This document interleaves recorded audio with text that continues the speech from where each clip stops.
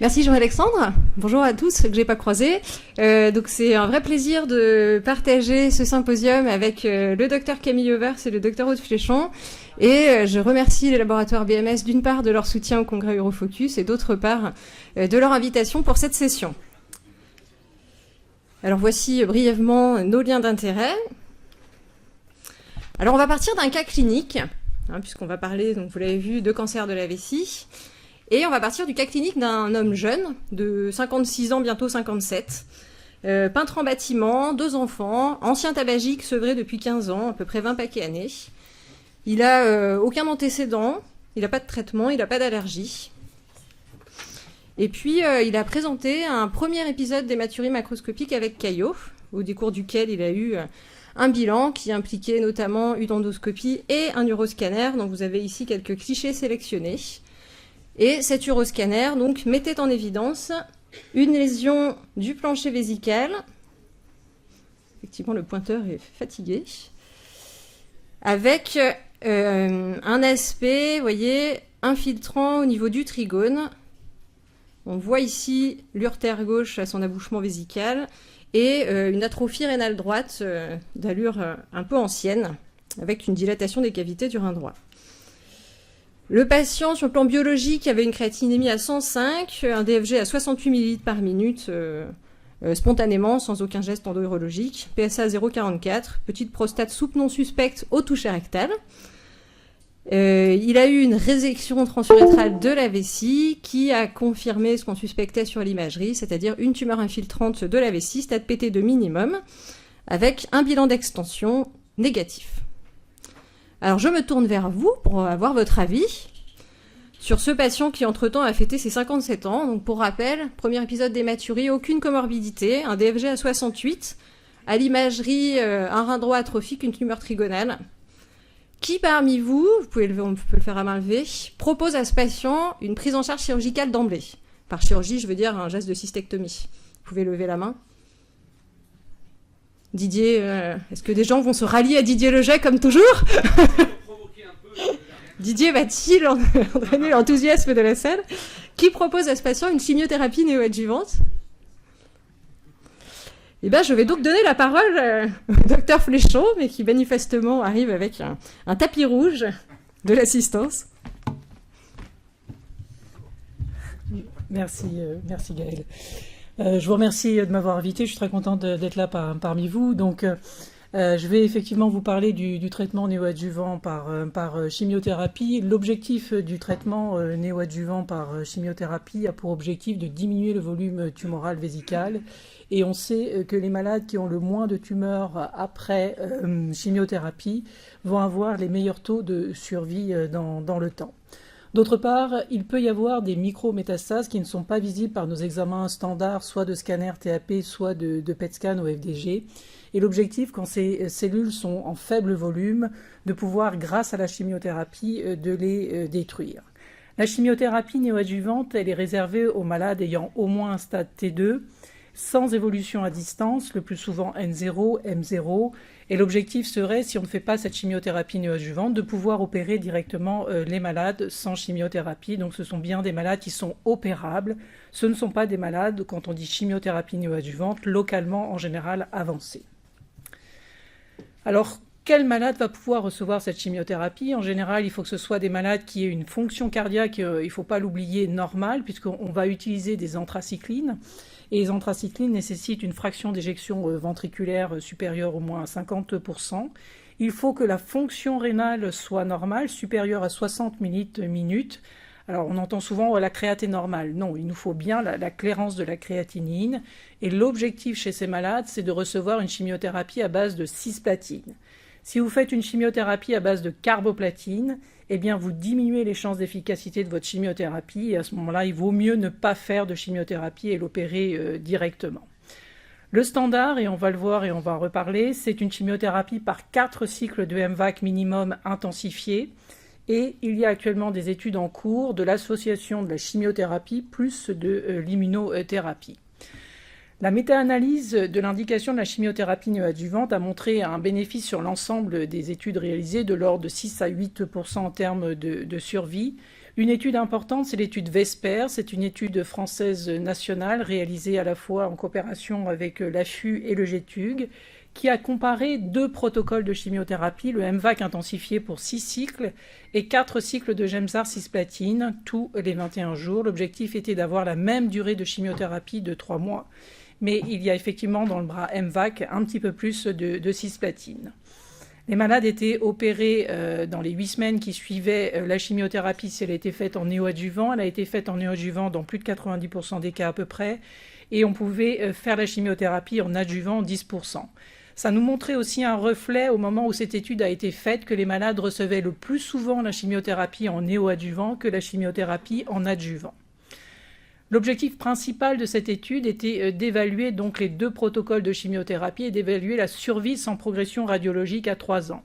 Quand l'on prend la population totale, il y a un bénéfice à l'utilisation de la chimiothérapie, qu'elle soit en néoadjuvant ou en adjuvant, du MVAC intensifié par rapport à l'association Gemzar-cisplatine. Quand on regarde la population seulement en néoadjuvant, vous avez un hazard ratio qui est à 0,7. C'est-à-dire que lorsque vous faites du MVAC, vous avez une meilleure survie sans progression que lorsque vous faites de la gemcitabine plus du cisplatine. Lorsque vous regardez la survie globale à 5 ans, alors c'était une étude en intention de traiter de l'ensemble de la population. Il n'y a pas de différence significative pour le MVAC par rapport au GC, mais si vous regardez la population uniquement du néoadjuvant, vous avez un bénéfice de l'utilisation du MVAC par rapport à la gemcitabine associée au cisplatine. En ce qui concerne la survie spécifique, là vous avez un bénéfice de l'utilisation du MVAC par rapport à l'association Gemzar-cisplatine. La figure de droite montre le nombre de cycles de chimiothérapie. En bleu, vous avez le MVAC, 3, 4, 5, 6 cycles, et vous avez le GC, moins de 4 cycles, 3 cycles. Et on observe qu'à partir de 4 cycles de MVAC intensifiés, vous avez le bénéfice de cette chimiothérapie par rapport au GC, et que le GC est toujours inférieur au MVAC, sauf quand vous faites moins de 3 cycles de MVAC intensifiés. Cette étude confirme l'intérêt de la chimiothérapie néoadjuvante et confirme l'indication d'une chimiothérapie par MVAC intensifié quand on doit faire une chimiothérapie néoadjuvante avec au minimum 4 cycles de traitement. Il est souvent, il faut le dire, en tant qu'oncologue médical, difficile de passer 6 cycles de chimiothérapie par MVAC intensifié. Il est important que les malades arrivent en condition avant l'intervention puisque celle-ci doit se faire dans les 4 à 6 semaines de la fin du dernier cycle de chimiothérapie.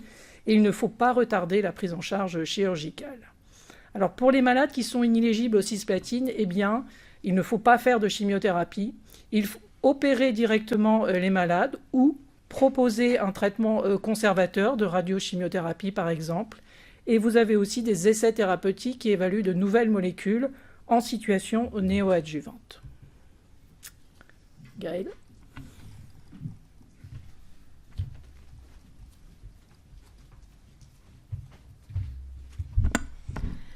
Alors, notre patient a effectivement reçu une chimiothérapie néoadjuvante, comme l'ensemble de la salle l'avait recommandé, sauf le docteur Leget.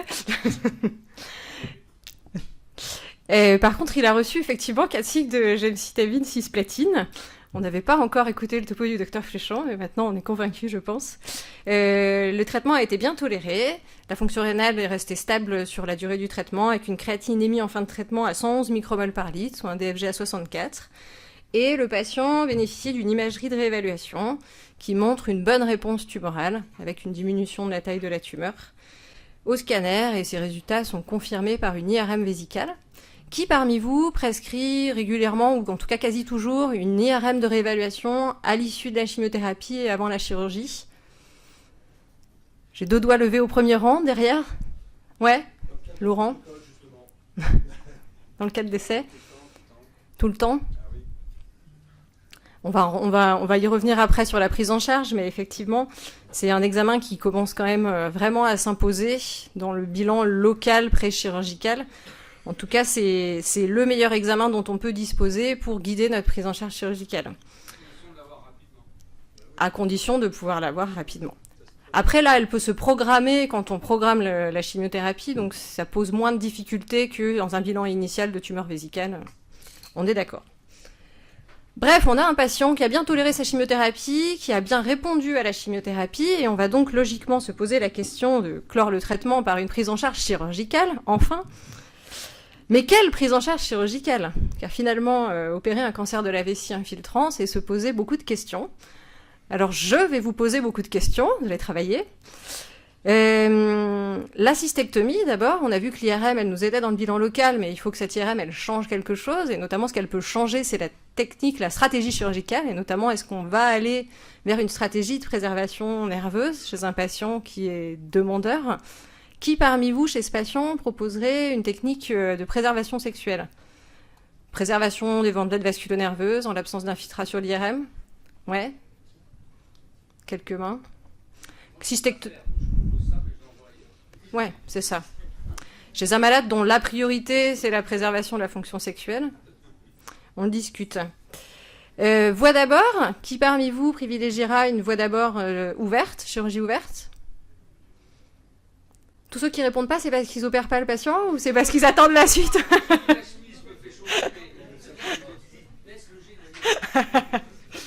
Qui fait une voie d'abord mini-invasive, notamment robotique? Avec quand même un peu plus de volontaires. Tout le monde fait un curage ganglionnaire. Est-ce que vous faites un curage ganglionnaire étendu classique? Est-ce que vous faites un curage super étendu? Qui parmi vous notamment proposerait un curage super étendu qui remonterait jusqu'à la bifurcation aortique?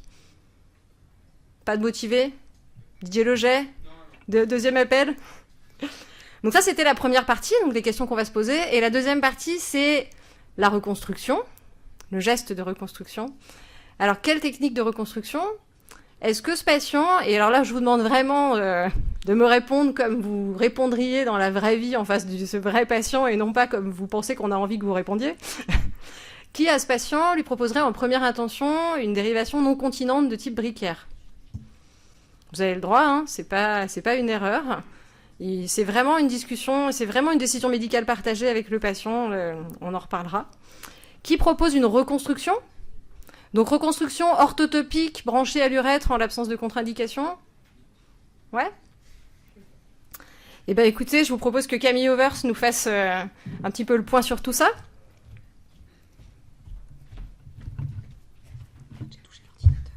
T'as touché l'ordinateur. Merci Gaëlle. Alors, on va pas forcément tout aborder parce que je sais pas si on aura le temps. On va déjà commencer par la voie d'abord, ouvert ou cellio robot assisté. Donc, on avait dit, qui c'est qui faisait un ouvert dans la salle? Moi. Didier, t'es tout seul. Mais c'est moche parce que c'est pas possible de parler le robot et la cellio. Mais... Tout le monde fait donc en cellio ou au robot assisté. Personne ne sait faire en ouvert ou n'a pas besoin de faire en ouvert. Tout le monde a le robot. Tout le monde a la cellio. On peut faire. Bon, ça peut être une réponse, justement. Je vais vous parler de l'étude IROC. C'est une étude anglaise, prospective, multicentrique, avec 317 cystectomies, où on comparait robot versus ouvert. Et les résultats sont plutôt intéressants dans le sens où, au niveau des complications, au début, thrombobotiques et complications post-opératoires, en ouvert, il y a plus de risques. Par contre, la qualité de vie, elle est aussi meilleure et il y a moins d'handicap avec la voie robotique au début, à 5 semaines et 12 semaines. Ensuite, par contre, il n'y a pas de différence. Et en termes de récidive, mortalité globale et avec un suivi de 18, au long terme, il n'y a pas de différence. Donc ça veut dire qu'on fait mieux au niveau de la qualité de vie, des complications, mais au long terme, au niveau cancéro, c'est pareil, au niveau qualité de vie, c'est pareil. Les recommandations AFU actuelles, quand elles comparent, elles disent la même chose, ça va dans le même sens. Les résultats carcinologiques, ce sont les mêmes. La qualité de vie, par contre, pour eux, c'est la même, et je pense au long terme. Et les taux de complications, globalement, c'est à peu près les mêmes. Par contre, on est d'accord, le robot, c'est un temps opératoire qui est plus long, juste à docker le robot, installer le robot, et ça coûte plus cher. Clairement, ça, il n'y a pas de doute. Mais néanmoins, la durée d'hospitalisation est quand même plus courte, les pertes sanguines inférieures. Finalement, le facteur le plus important, c'est l'expérience du chirurgien. Et aujourd'hui, vous faites ce que vous savez bien faire. Le vrai à Foch, il fait que de la voie ouverte, et je pense qu'il fait mieux que beaucoup d'entre nous et que certains robots. Il n'y a pas de comparaison avec la cellio? Non, moi, j'ai pas retrouvé d'études récentes. En termes de coût et en termes de machin, et ce serait intéressant de voir robot Je sais pas si toi, Gaëlle, tu as une étude récente sur robot versus Célio, mais moi, je n'ai pas retrouvé là. Ouais. Mais c'est vrai que ça coûte moins cher. Températoire, je pense que c'est à peu près pareil, robot Célio, peut-être plus court au robot, mais en même temps, il y a le temps de docking du robot, donc après, pas sûr qu'il y ait une grosse différence. Le curage ensuite. Donc, est-ce qu'il y en a qui feront pas de curage? Cystectomie d'emblée, pas de curage. Juste rapide. Pas de risque de lymphœdème. Non? Ok, curage. Quel type de curage? Donc, elle avait demandé un curage étendu ou supra-étendu. Est-ce que déjà vous savez la différence entre étendu et supra-étendu? Notamment, ouais. Donc, on va passer. Exactement. En fait, le curage pelvien, il doit être toujours étendu. Donc, il faut toujours faire un curage et pas juste un picking de quelques ganglions. Est-ce que ça marche le laser? Je ne sais pas. Ah, je mets dessus. Ok, donc le curage. Ah, ouh. Alors, il faut que je réfléchisse parce que je ne suis pas dans mon sens. Le curage, c'est l'iliaque externe, interne. On remonte la commune jusqu'à l'endroit où on a la croisée normalement de l'urtère. Donc, c'est toute cette région-là. Et à l'ASCO de cette année, on a eu les résultats de l'essai SWOG. 618 patients ont randomisé entre étendu et supra-étendu. Donc la différence avec le supra-étendu, c'est qu'on rajoute le pré-sacré jusqu'au niveau de la bifurcation aortique. Et en fait, pas de bénéfice au niveau de la récidive, de la survie globale. Et par contre, une augmentation de la morbidité. Donc clairement, l'étendu, ça suffit, mais il faut faire un vrai curage étendu. Donc ce patient, lui, on lui a fait une hystoprotétectomie avec un curage étendu. Il est jeune, la lésion n'était pas au niveau du col, il a eu un remplacement vésical orthotopique, voie ouverte. Bon, c'est pas une faute. Les opérateurs ont été simples, la fonction rénale normale, et à l'anatomopathologie, on retrouve une lésion, donc carcinome urothélial, un YPT2, donc il reste des résidus tumoraux. Le curage 8 ganglions du côté droit, 9 ganglions du côté gauche, donc c'est un curage avec un nombre correct de ganglions. Un ganglion atteint sur 18 et les marges saines. Alors là, il manque quelque chose dans le compte-rendu de l'anapathe. Est-ce que vous savez ce qu'on aurait dû demander à l'anapathe en plus? Oui. C'est une question pour les gens au fond à gauche. Qu'est-ce que vous avez oublié de demander à l'anapathe quand vous avez rempli votre bon d'anapathe? T'as dit quoi, Alain? La chimie? Alors, ils ont mis YPT2, donc a priori, ils ont pris en compte l'information de la chimiothérapie néoadjuvante. Mais il y a quelque chose qu'on a oublié, mais peut-être que tu vas nous dire, Camille. Exactement. Parce qu'ils n'ont pas l'air d'être inspirés au fond à gauche. Est-ce que ce serait pas un marqueur particulier? Une habitude qu'il va falloir que nous prenions, nous, urologues, au vu de la possibilité éventuelle d'un traitement adjuvant de nos patients. Alors? Ouais. Monsieur Ruffion. Ah, j'ai entendu. Vas-y, Camille. Allez, on passe. Est-ce que tu peux dévoiler la suite? Oui, c'est vrai qu'il y a un truc troublant dans ce dossier, c'est qu'au début, dès le départ, il est cytokératine 20 négatif. Donc, je rappelle dans la checklist de l'HAS, la checklist après l'intervention. J'espère qu'on le fait tous. Et normalement, on a cette petite icône. Ah, elle marche pas. Hop. On demande le compte final, l'intervention enregistrée, étiquetage et pièces opératoires. Donc en fait, c'est à nous de faire attention que le bon anapathe, si on l'a pas rempli, nous à la fin, soit bien rempli. Et ce qu'on va demander. Donc ça, c'est juste histoire de faire un petit rappel sur le fait que remplir un bon d'anapathe, c'est plus juste dire à l'infirmière t'écris néphrectomie. C'est notre responsabilité. Voilà. Comme pour beaucoup de choses, notre métier d'urologue évolue et il évolue aussi dans le sens de la prise en compte de ce qui va se passer pour la suite de notre patient. Et c'est très important de l'anticiper dès le remplissage du bon d'anapathe si on ne veut pas prendre du retard après sur les résultats obtenus. Donc Camille nous a justement rappelé l'utilité de cette checklist pour se rappeler de remplir ce bon d'anapathe. Et c'est le moment de se dire, attention, est-ce que j'ai pas oublié aussi le score TPS. Demander le score TPS, donc qui est le score dont on va avoir besoin pour éventuellement poser une indication de traitement adjuvant chez ce patient qui a un envahissement ganglionnaire sur la pièce. Et je crois que c'est le moment de redonner la parole à Aude pour que tu nous dises un mot de ce traitement adjuvant. Est-ce que notre patient va être éligible ? Alors, je peux vous dire qu'actuellement, j'ai moins de 5% des malades qui ont le TPS sur les pièces opératoires de cystectomie. Donc, c'est vraiment important de les demander parce que nous, on est amené à voir ces malades souvent à 3 mois de leur intervention. Et l'intérêt d'un traitement adjuvant, c'est de le faire avant les 3 mois en général. Et donc, quand on les voit, on demande le TPS, ça reprend encore 15 jours. Donc, c'est vraiment important qu'on ait l'information tout de suite. Vous, dès que vous voyez le malade en consultation en post-opératoire, que vous puissiez donner l'information et décider si vous allez effectivement le réadresser à l'oncologue médical pour un traitement adjuvant. Alors, on va tout d'abord parler de la chimiothérapie. Juste vous rappeler, un traitement adjuvant, c'est un malade qui est en réponse complète. Et comment vous pouvez affirmer qu'il est en réponse complète? C'est que forcément, vous avez refait une imagerie en post-opératoire avec un scanner TAP pour éliminer une progression de la maladie. On a des cancers de vessie qui évoluent très vite. C'est très important, à 2-3 mois de l'intervention, de refaire un scanner complet. L'objectif de ce traitement adjuvant va être de diminuer le risque de rechute et donc d'augmenter les chances de survie. Alors jusqu'à maintenant, la chimiothérapie adjuvante était une possibilité de traitement en post-opératoire et on réservait surtout cette chimiothérapie pour des malades qui avaient soit un envahissement ganglionnaire, soit un stade localement avancé, un stade PT3. Et il y a un avantage qui est minime, mais qui est juste positif de la chimiothérapie adjuvante en termes de survie. Mais ce bénéfice est bien plus important en situation néo-adjuvante qu'en situation adjuvante, raison pour laquelle il vaut mieux la faire avant.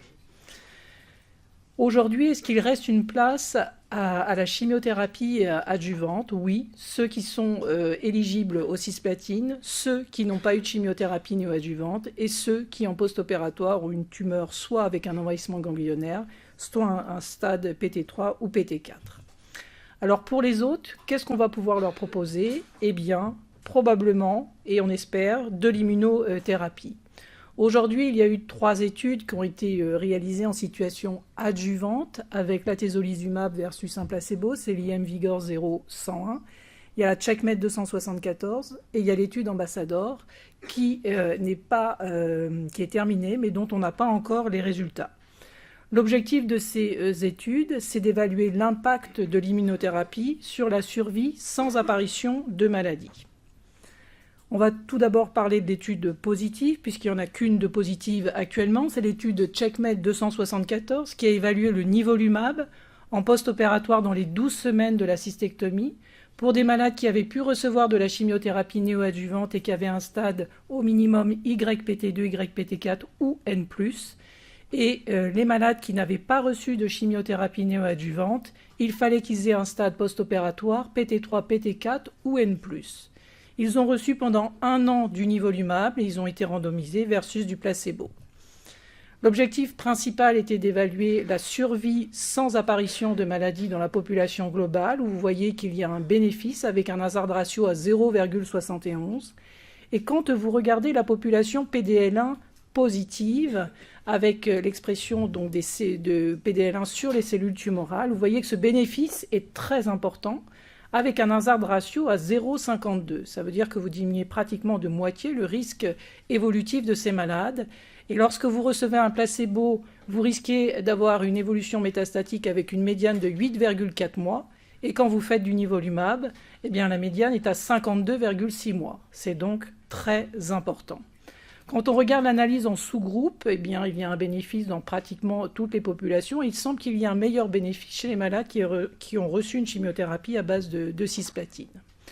On va aller vite avec cette étude, l'étude IM-Vigor 010, qui a évalué l'atezolizumab sur un même schéma versus un placebo en situation adjuvante.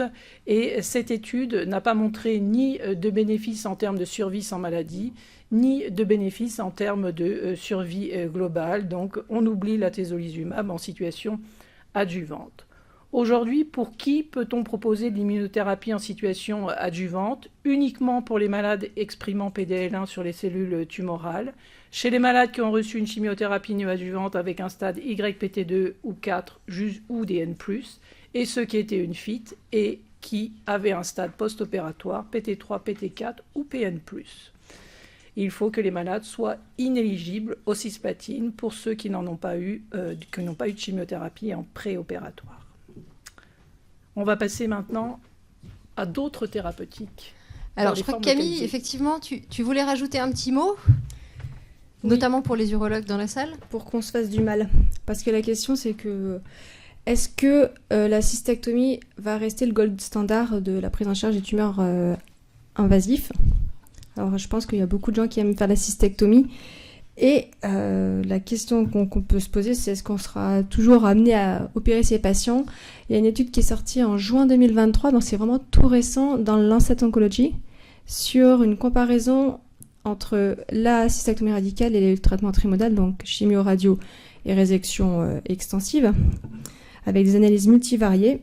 Et les résultats sont pas très bons pour nous, les urologues, puisque c'est une étude américaine, rétrospective, par contre, sur 300, il y a quand même 722 patients qui ont été inclus, donc un certain nombre de patients, T2 à T4, N0, M0 par contre, pas métastatique, randomisé 440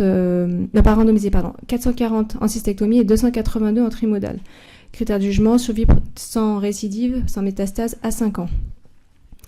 Elle va être analysée avec des scores de propension, une régression logistique et un appariement, selon l'âge, le sexe, le T2 et la présence d'hydronéphrose ou de chimiothérapie néadjuvante. Et alors pour les résultats, avec une médiane de suivi de 4, environ 5 ans dans les deux groupes, finalement, le critère de jugement principal, il n'y a pas de différence en termes de survie sans métastase à 5 ans, si on les opère ou si on ne les opère pas. Pour les critères secondaires, pas de différence en termes de survie spécifique, en termes de taux de récidive. Il y a même une survie globale meilleure avec le traitement trimodal, même s'il n'y a pas vraiment de différence dans le taux de complications.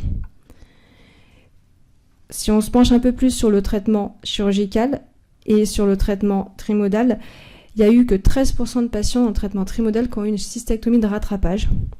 Et si on regarde le traitement cystectomie, il y a quand même 44 patients, c'est des PT3, PTK, donc des gros volumes tumoraux. 26% avaient des ganglions positifs et 1%, donc pas finalement beaucoup, étaient R1. Donc ça fait réfléchir quand même, est-ce que dans les années à venir, 5-10 ans, on pourra vraiment discuter de l'abstention chirurgicale chez ces patients-là. Merci Camille. Je crois qu'on va... Aujourd'hui en France, on ne peut pas faire cette étude-là. C'est-à-dire qu'aujourd'hui, on ne pourra pas monter le fait qu'on abandonnait le gold standard qui est la cystectomie pour dire chez certains, on va essayer de rentrer 700 malades et de ne plus faire ce traitement de référence. Là, c'est rétrospectif. D'autant plus que les limites méthodologiques, Camille a quand même souligné que les malades du groupe cystectomie avaient des maladies très avancées et probablement n'avaient pas eu de chimiothérapie néoadjuvante. Donc, ouais. C'est pas la première fois que, d'ailleurs, il y a des études contrôlées, randomisées qui traitent sur le même sujet, qui avaient montré que chez les patients d'âge plus élevé ou avec une comorbidité augmentée, il valait mieux faire un traitement trimodal parce que la chirurgie augmentait la mortalité post-opératoire et donc il y avait une différence en termes de survie. Ça, c'est une étude rétrospective. Je connais Alexandre Zolota, il est installé au Canada. C'est une étude qui n'est absolument pas contrôlée, qui n'est pas prospective, il n'y a pas d'inclusion du patient même dans une cohorte. Donc il faut faire extrêmement attention. Il y a d'autres études qui sont très bien, qui traitent du même sujet, qui montrent effectivement l'intérêt qu'on pourrait avoir pour certains patients du traitement trimodal. Il faut imaginer que dans cette étude, on a eu un traitement trimodal les patients qui pouvaient l'avoir, c'est-à-dire résection complète, fonction rénale normale.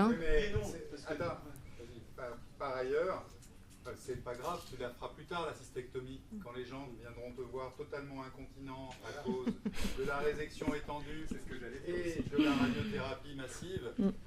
Aujourd'hui, c'est le résultat, et même les radiothérapeutes les plus enthousiastes, et Olivier Chappé, on ne peut pas le suspecter, je le cite, même s'il n'est pas là, mais sur la vessie, objectivement, moi je prends beaucoup en charge de suites complexes de traitements différents avec la radiothérapie, ou même de résections isolées intensives qui ont fini par faire se rétracter la vessie.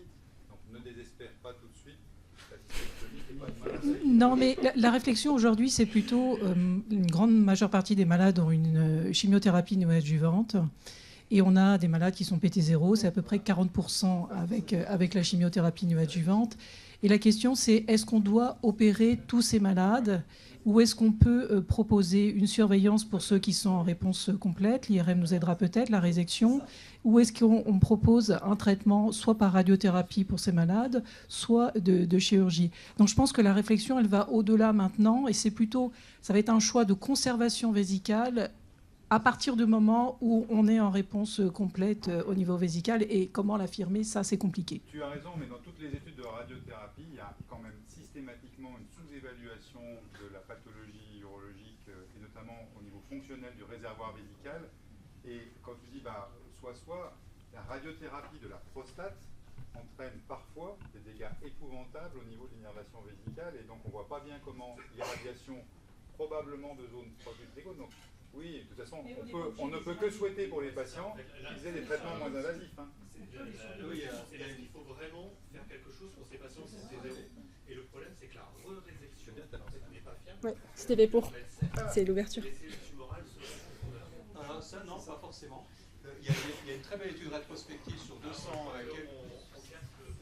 Il y a une étude rétrospective qui a été publiée il y a plusieurs années sur justement les patients qui ont refusé la cystectomie après chimiothérapie, c'est l'expérience de Columbia, et qui montrait qu'effectivement la survie sans récidive, sans chirurgie, juste après la chimiothérapie, était l'équivalent des cancers opérés PT0. Donc ça, c'est vraiment la question qu'il va falloir travailler pour les prochaines années. Merci, je crois qu'il va être malheureusement temps de rendre le micro. Donc je vous rappelle les messages principaux de ce symposium: la chimiothérapie néoadjuvante et le standard par MVAC avec une cystectomie. Et donc on n'oublie pas de rechercher le score TPS lorsqu'on remplit notre bon d'anapath. Et merci à nos deux oratrices Camille et Aude pour leur présentation.